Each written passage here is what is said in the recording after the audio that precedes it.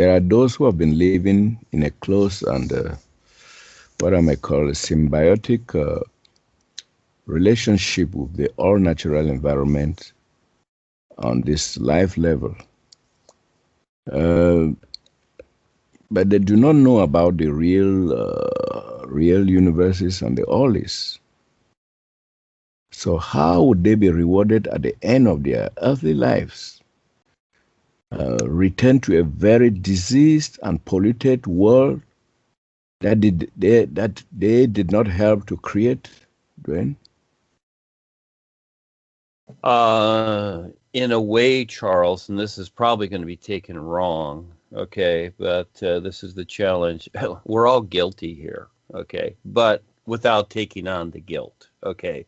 So the thing is that I see that I've been here lifetimes. I've contributed in my own way. So I'm stepping up and doing something real now. So it's not about, all of a sudden you come into this life and it's like, whoa, I didn't do any of this. By the very fact that we're here and we're agreed, we're part of it. But you don't need to take that on too heavy. So it's all okay. And the idea of reward, this is very interesting. Reward, okay, the reward is that, okay, I've been a good person as an idea. That comes from the God idea, that I've been a good person, so God will reward me. God will give me this place or give me whatever, and just like those that follow the Quran or whatever, and even self-destruct purposely for their religion, feel that they're going to have this giant reward in their heaven, etc. But there's something better than that. If you want to chase rewards, that's your choice.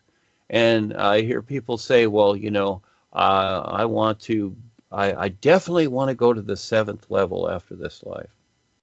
Well, I've heard that before, and I've seen people stuck in the astral realm. Why? Because they're just thinking it, they're not doing. They're not figuring it out. They're not seeing. They're not placing their intent. There's so much to do with it. So the idea of reward, that's a fallacy, okay? That's an invented marketing ploy by the God promoters, etc., that you will be rewarded. Here, with the new presentation starting off, and the ISSS life is, guess what? It gets a lot better than that, to where it's all clean, because once you recognize it like the sun shining, you don't want rewards. You want to be free of everything and just see the whole of life and take part. There's nothing you need.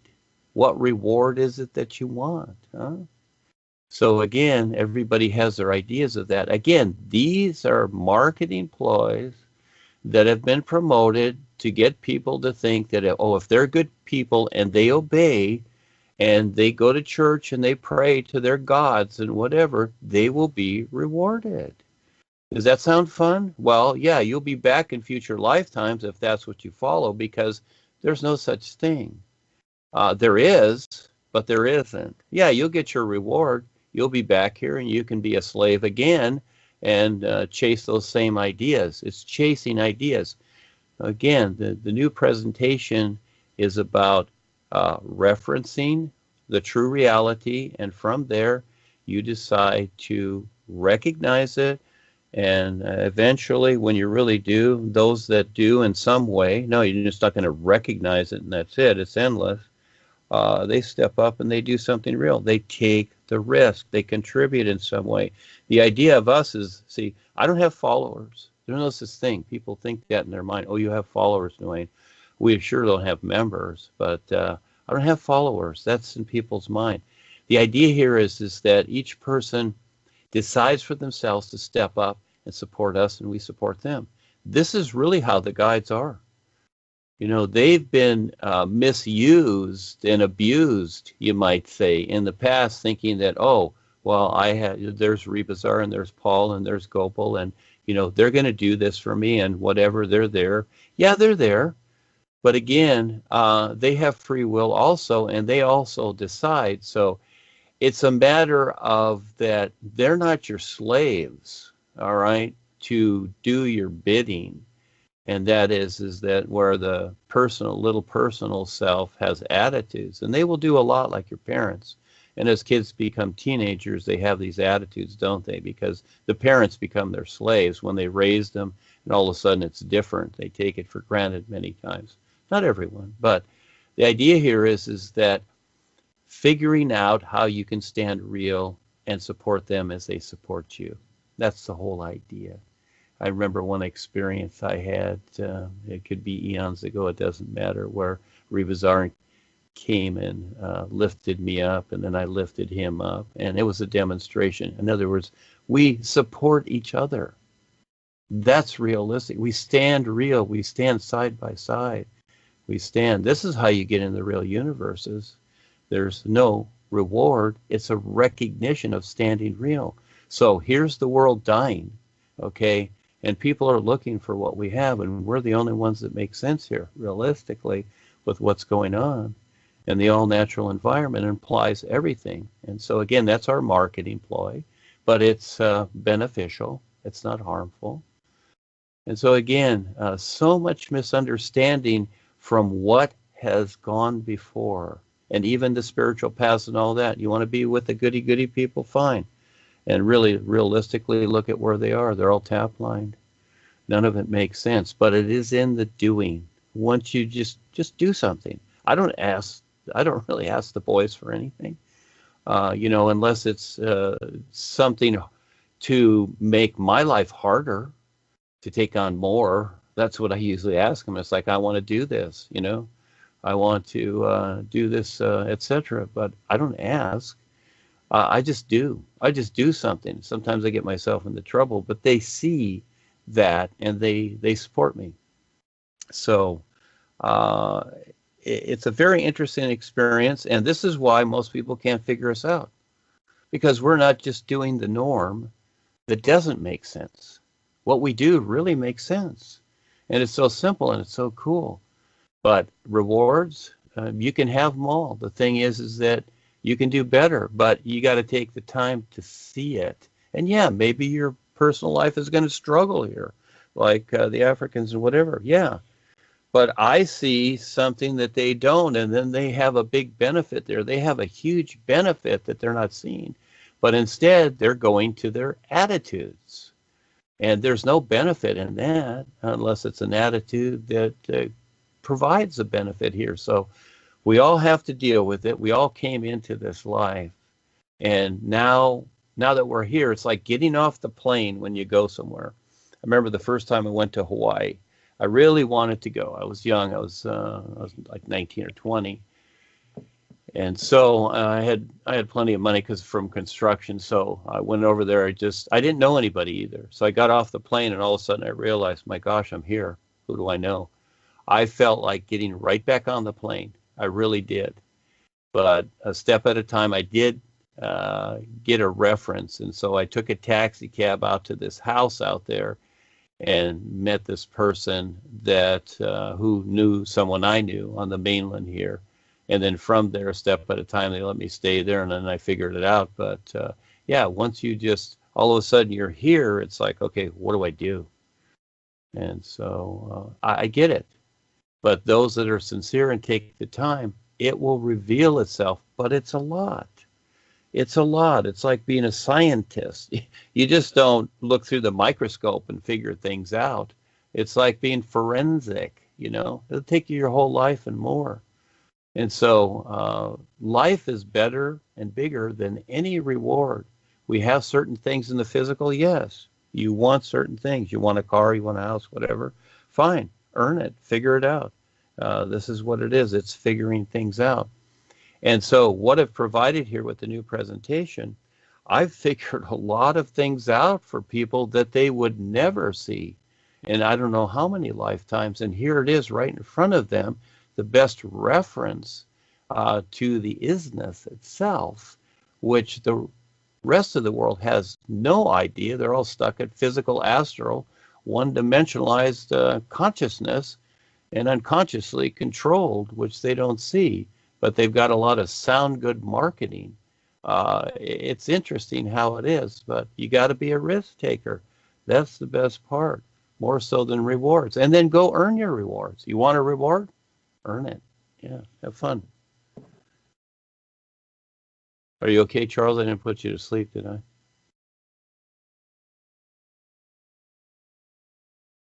I just muted. It's okay to mute, Charles.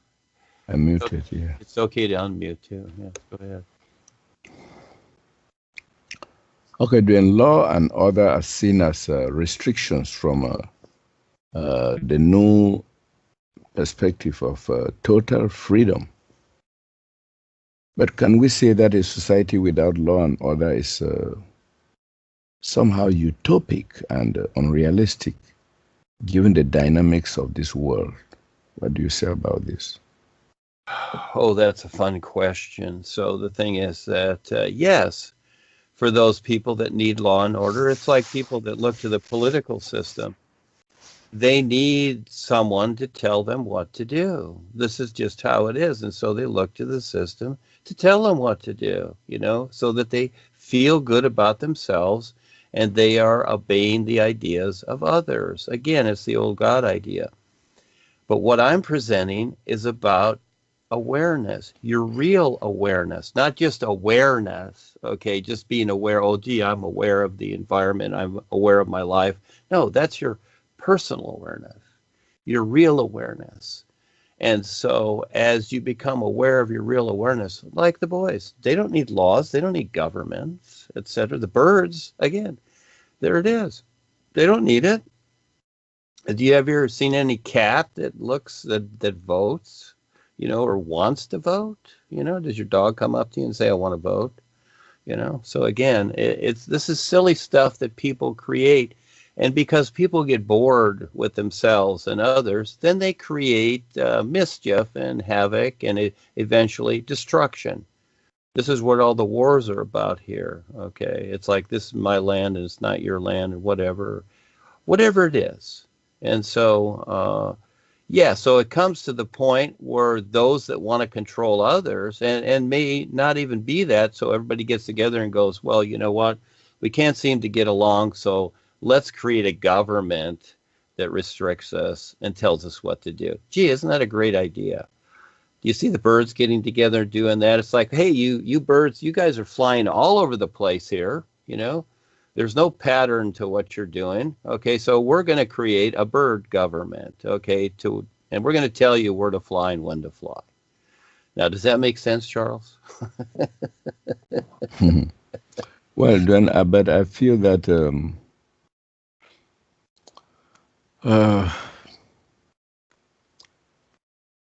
these laws and rules and regulations are because of the depravity that characterizes this level of life now, and people have thrown away the righteousness for its sake. People have forsaken purity and sincerity, and so these laws, I can say, they help those who want to lead a hitch-free life, because some people don't understand that where their freedom ends, another person's space begins. So these laws are maybe to even protect the righteous in society, although they are seen as restrictions here. And I want to think that so far as we are in this world, there will always be these restrictions because of the degeneracy here in this age of the Kal, the last yuga that we are in. So there will always be these kind of situations. uh, the laws to hem in people, to make people not infringe on the rights and the freedoms of others. Well, it has an unseen side, which is control, but that is what we have here. Just imagine that there were no restrictions. People were free to do what they want to do, when they want to do anything. I think it will be total mayhem. So what do you say? Well, again, that's your idea as you finished all that. It will be total mayhem. Okay, so you've considered that, and that sounds like a political speech. But again, you're just trying to be funny. I know you are, Charles, and you're good at it too. Yeah. Yes, you are. So, yeah, of course, because what we've seen is what has taken place. You notice those that get up on the podium and say, we need this new law or whatever. It's because, you know, most of the time, much of the time, these are the people that have created all the distortion, and they're going, look, we need laws to stop all this, etc. But again, where does it all start from? You know, go back, but it's all here and now. It's not hard to see where it all starts from, and it's simply attitudes. But again, there will always be those that want to control others. It's just that simple. And you've got a variety of people here. You've got, you know, when people, again, you just get off the boat, you just get off the plane, and all of a sudden you're in a new life here. And it's almost like, what do I do? All right, so this is where children are looking for instructions, you know, from their parents. And you watch animals in nature, they instruct the individual accordingly, and it's about survival. Well, today it's not so much about survival. It's about this thrill, that thrill, and what can I get? You know, what's my next thrill? This is how things are promoted. So you're in a society now, and all of a sudden you say, well, you know, we'd like to have no laws, but then again, we need laws. Well, each person's going to decide for themselves. And this is where, when you're in a chaos society in an environment like this, where people are wanting to make sense of it, but it really doesn't, yeah, there's almost no way to rationalize what's going on. So you almost have to start a new journey and decide within yourself. And at the same time, yes, you know, those people that have made laws and have laws in the societies, you know, respectfully, I see that, I recognize it, I let them be. I don't interfere. It's really that simple. Simply don't interfere. But if you have to interfere, or if you want to buy a piece of land or something, you make the deal. All right, that's what makes sense. You make the deal, or you do whatever. But a generalization is that we need laws. Otherwise, everything will be chaotic. All right. Again, do the birds need laws? And are things chaotic with them? Well, you know, they get in their little spats once in a while, but very, very seldom. I see sometimes this one seagull chasing another, you know, pecking at them because they want the fish that he caught.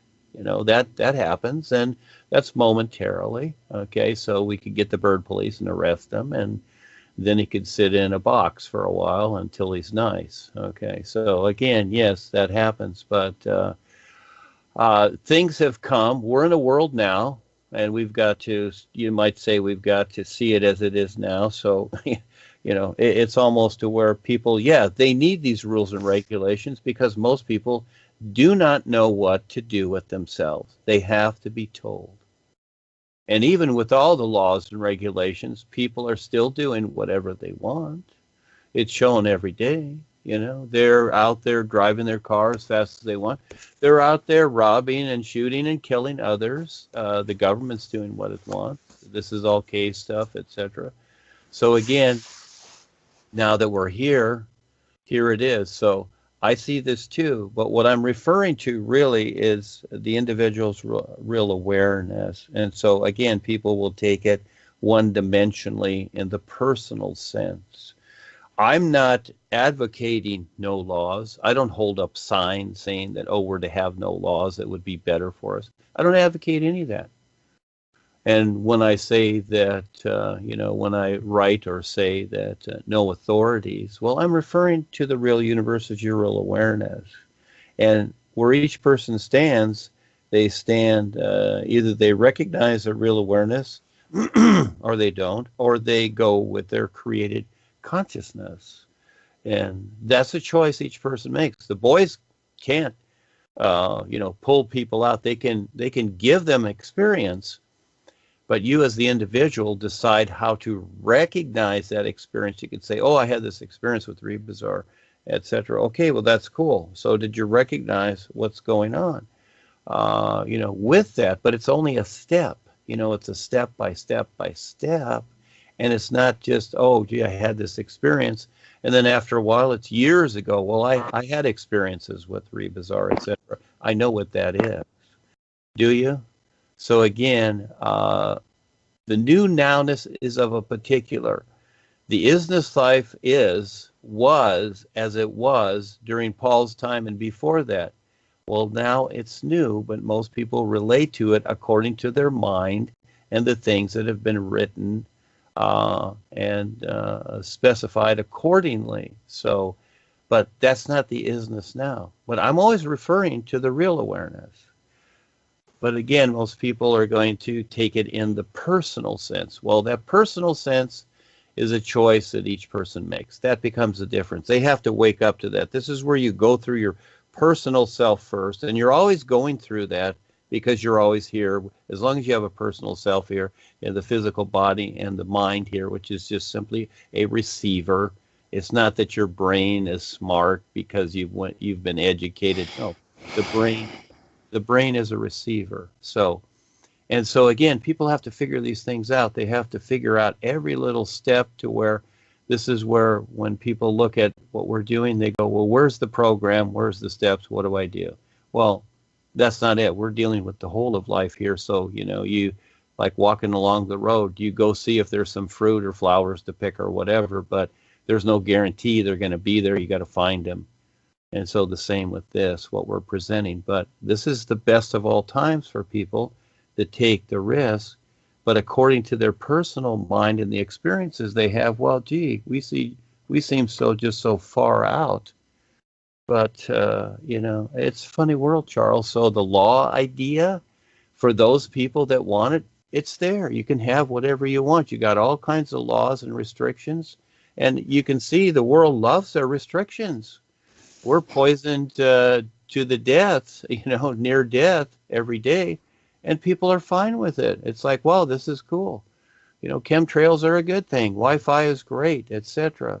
And they're fine with it. So I'm not going to talk them out of it. So, restrictions are a good thing to these people. But I'm always referring to your real awareness. And that's a big leap to figure that out more so than any little spiritual path. And gee, I am soul. Yeah. Yeah, so we're on our adventure here, aren't we, Charles? Yeah, Jen, thank you.